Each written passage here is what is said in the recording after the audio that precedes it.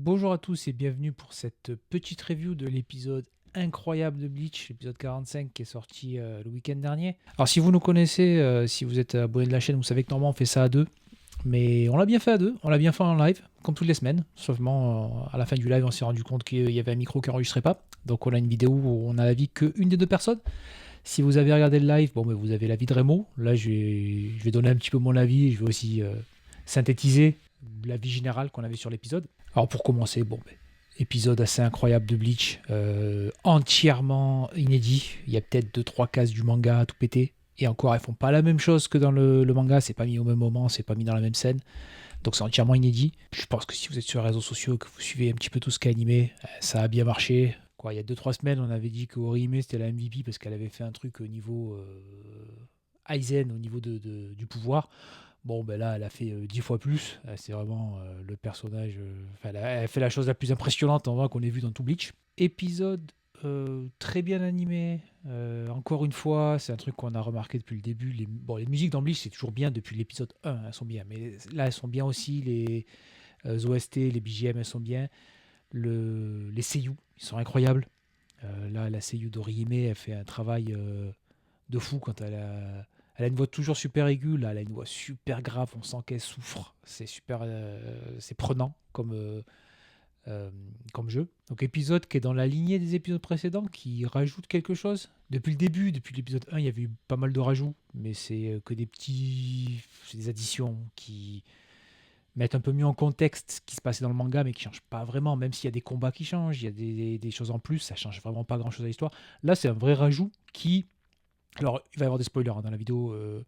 J'ai lu Bleach, donc je sais techniquement ce qui est censé se passer et j'ai toujours dans l'idée que ça va être la même fin. Je pense que la fin, c'est la fin que Kubo y voulait, même si c'est mal fait. Ça, c'est aussi, si on suivait depuis le début, c'est une chose qu'on a dit, c'est que la fin de Bleach, elle est pas bien.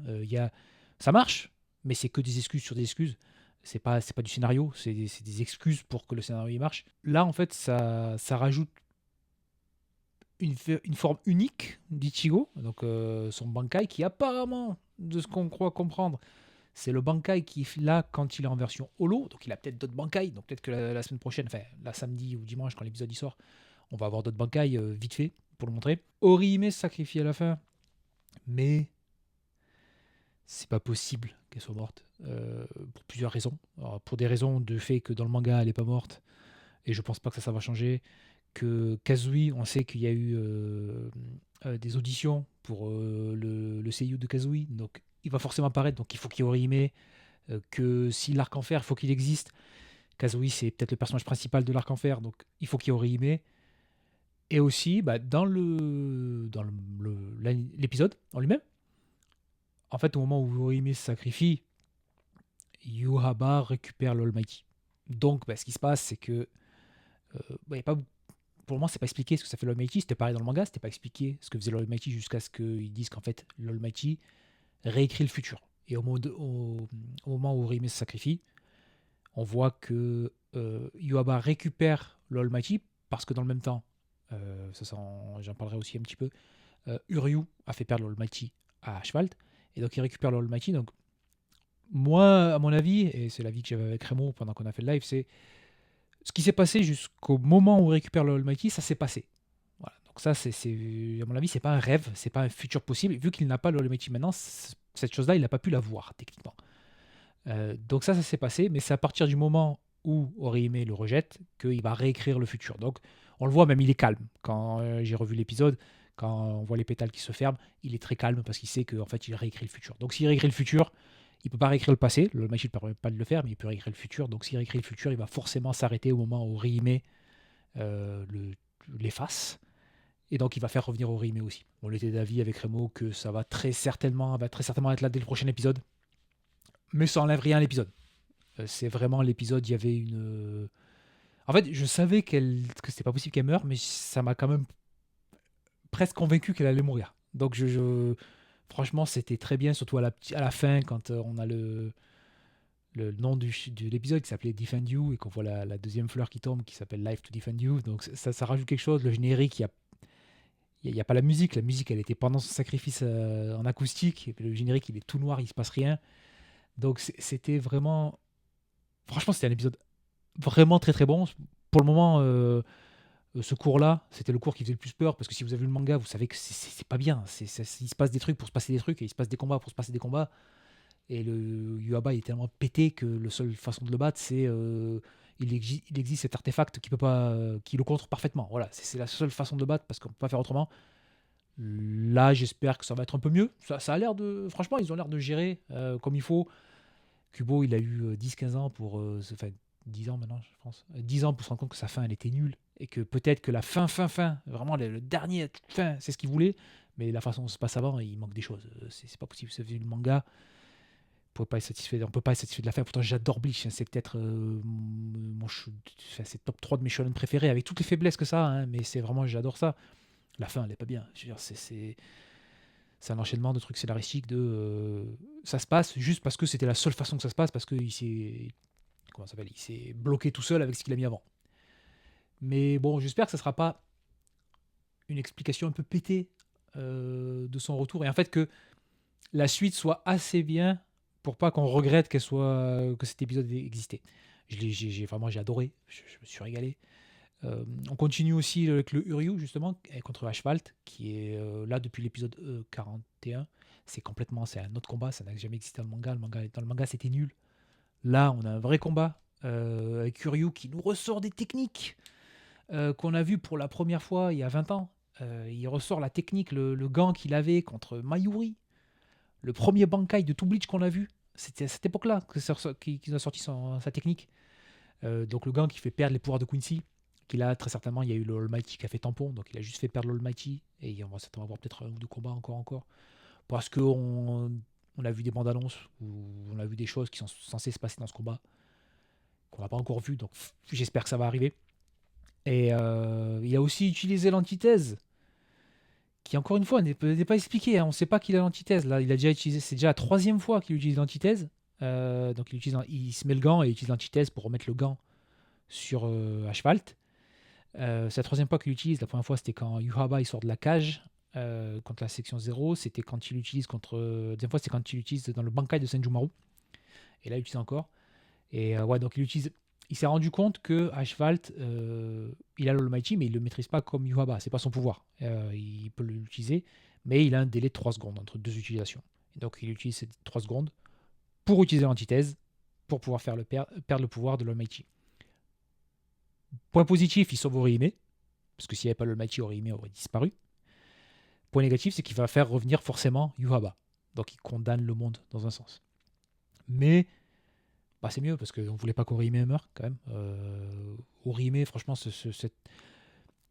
autant dans l'arc Fullbring, qui aurait dû être son arc avec Shad, qu'on revoit d'ailleurs, vite fait, bien, ça c'est cool. On risque de le revoir encore un petit peu. On revoit Renji, Rukia. Renji qui dit à sa femme vas-y, va combattre Dieu, moi je reste pour me battre contre des statues. Bon, c'est vraiment Super Marie. Ouais, Orihime, depuis ça aurait dû être son arc, l'arc Fullbring, et elle était anecdotique dans cet arc. Chad, on le voyait un peu plus, mais Orihime, elle était vraiment là pour juste pour avoir son rôle nul de Ichigo veut la protéger. Elle était vraiment juste là pour ça. Mais là, bon, on se rend compte que oui, elle est craquée. Elle a un pouvoir, elle est plus forte que Dieu, si elle le veut. Donc elle est surcraquée. Et en fait, je pense que juste elle a complété son Fullbring là dans cet épisode. Et j'espère qu'en fait, ça va être son Fullbring futur. C'est-à-dire que maintenant, à partir de maintenant, j'espère que c'est ça son Fullbring quand elle a sa sorte de couronne jaune, là. J'espère que ça va être ça son Fullbring, que c'est plus juste son rejet. Enfin, c'est Erpin là qu'elle va pouvoir utiliser son Fullbring à son plein potentiel.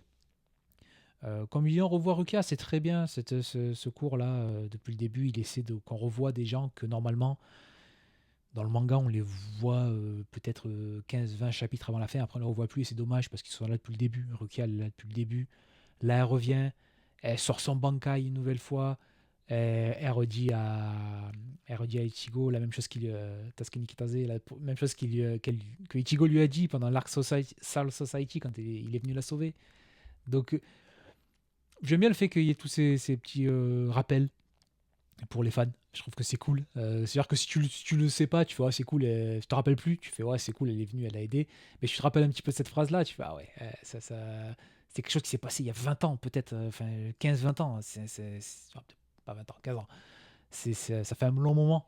Donc c'est cool de le revoir. Franchement, en général, épisode assez incroyable. Moi, c'était mon épisode préféré parce que Orihime, c'est un personnage que j'ai toujours beaucoup aimé. Bleach, je suis d'abord manga et après j'ai vu l'anime, mais d'abord je lisais le manga et dans le manga, c'était quelqu'un de. Alors oui, c'était un petit peu la demoiselle en détresse, mais à chaque fois qu'il fallait quand même essayer de se battre ou de faire quelque chose, elle était là. Elle veut pas ça, elle aime pas ça, mais c'est ce genre de personnage que j'aime bien. Mon personnage préféré dans Dragon Ball, c'est Gohan, par exemple. C'est des personnes qui veulent pas se battre, qui essaient de repousser au plus loin possible le moment où ils doivent se battre. Peut-être que ça va entraîner même des problèmes et qu'il va y avoir des gens qu'ils aiment qui vont être blessés, mais ils veulent pas se battre. Et bon, au bout d'un moment, quand ils doivent se battre, et bon, ils te rendent compte que heureusement qu'ils se battent pas parce que sinon le manga il serait fini au tome 10. Donc Orihime, très content pour elle. Petite théorie, elle revient début d'épisode prochain. Yuraba revient. Peut-être qu'on aura un petit enchaînement de futurs possibles dans lequel on pourrait voir un Ichigo Bankai Fullbring, un Ichigo Bankai Quincy, un Ichigo. Et je pense qu'on va revenir au vrai Bankai d'Ichigo qui était dans le manga. Et j'espère qu'ils vont garder. Là, j'ai dit qu'il y a des spoilers. Je vais pas. Je vais essayer de pas spoiler cette scène parce que si elle se passe là, moi c'est une scène que j'adore. C'est une scène qui est très controversée pour les gens qui ont lu le manga. Moi, c'est une scène que j'adore dans le manga. Quand il sort son vrai Bankai pour la première fois. Autant là, Ichigo, il se prend branlé sur branlé dans cet épisode, même s'il sort des nouvelles formes débiles. Mais il se prend branlé sur branlé dans l'épisode. Ce qui va arriver avec son vrai Bankai, si ça se passe vraiment. les- moi j'ai adoré. Voilà, je veux pas le dire parce que si c'est la semaine prochaine, j'ai pas envie de le dire, mais on va revoir. Et aussi, on devrait revoir les Fullbringers, qui devraient, j'espère, avoir un rôle un peu plus important, même s'ils ont un rôle très très très court, mais ultra important pour la résolution de l'histoire. Peut-être un petit. Qu'au moins Ginjo soit dans un combat, ça pourrait être cool. Ils essaient de donner, j'ai l'impression qu'ils essaient de donner un petit peu à tout le monde, un petit moment pour se battre. Peut-être qu'on aura un moment un peu Avenger où ça serait bien qu'on voit Ryuken, Ishin se battre, qu'on revoie un petit peu tous les autres. Même s'ils savent pas vraiment l'état de se battre, mais qu'ils y viennent. Voilà, Soifon, elle a disparu il y a une saison ou deux. Ouais, ce serait bien qu'elle balance Raiko Jaikoben, que les autres y reviennent aussi, qu'ils fassent un petit truc. Franchement, on est plus à ça près, autant on aura un Bankai Daizen, hein. C'est possible. J'espère pas, parce qu'à mon avis, il a pas besoin de ça, mais c'est possible au point où ils en sont. Qu'on ait ça. Mais dans l'ensemble, épisode vraiment excellent. Un de mes épisodes de Bleach préférés. C'était. En fait, j'aime bien ce moment-là où tu sais que c'est pas possible, mais presque tu y crois. Et j'aime bien quand une œuvre en général, elle arrive à te faire penser que c'est possible, même si tu sais au fond de toi que c'est pas possible. Mais ça se passe et t'as quand même un petit doute. Tu te dis, ah, est-ce qu'ils vont arriver à ce moment-là? Parce que moi, j'ai vu les 3 premiers épisodes au cinéma. La semaine dernière, c'était un épisode que je ne connaissais pas, mais je savais après ce qui allait se passer. Et quand c'est arrivé, j'étais content parce que je dis, ah, ça y est, à ce moment-là, ah, il y a ce moment-là, à ce moment-là, c'est cool. Là, cette semaine, je m'attendais à plein de choses, mais j'étais complètement surpris parce que tout ce qu'il y a eu, c'était inédit. Et c'était pas du filler, c'était juste, on rajoute des choses euh, pour que la fin soit mieux. Si la fin, c'est vraiment la fin du manga, elle pourra pas être bien. C'est pas possible qu'elle soit bien, mais elle pourrait être mieux par rapport au manga. Déjà, ça serait pas mal. Mais donc là, je sais pas comment attendre. À mon avis, on va retomber sur nos pattes au bout d'un moment, mais s'ils peuvent nous surprendre comme ça toutes les semaines, ça pourrait être génial.